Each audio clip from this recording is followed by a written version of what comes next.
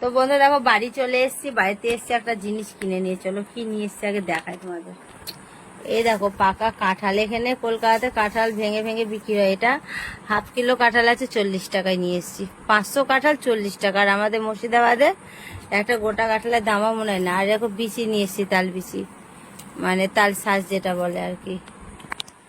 আর এই যে এর খাওয়া শুরু হয়ে গেছে। এর ওষুধ নিয়ে দেখালাম, ডাক্তার দেখে এত ওষুধ দিয়েছে। ওষুধ খাবে এখন, আগে কাঁঠালটা খাক, খেয়ে ওষুধ খাবে। তো চলো আমি একটু পাকা কাঁঠাল খাই। দেখলাম পাকা কাঁঠাল খেলে ফ্যাট হয় না, তাহলে তো আমি খেতেই পারি। আমি আবার সব কিছু এখন দেখে দেখে দেখে দেখে খাচ্ছি, কোনটা ফ্যাট আছে কোনটা ফ্যাট নাই।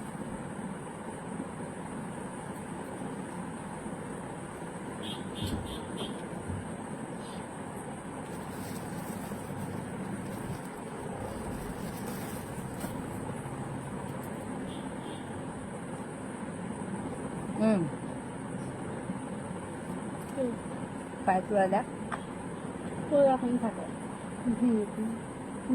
কালো। তোমরা দেখেছিলে তো, তখন এসেছিলাম তোমাদের সামনে। আর এখন রাত্রি 2টো বাজছে।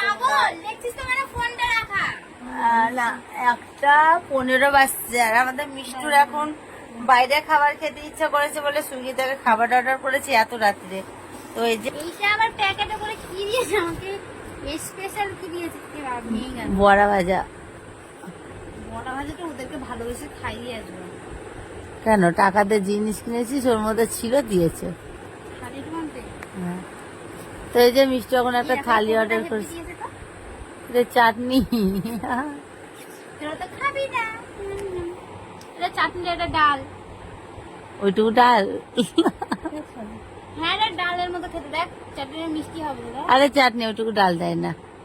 দেখ খাবারগুলো বার কর, থালের মধ্যে ঢাল।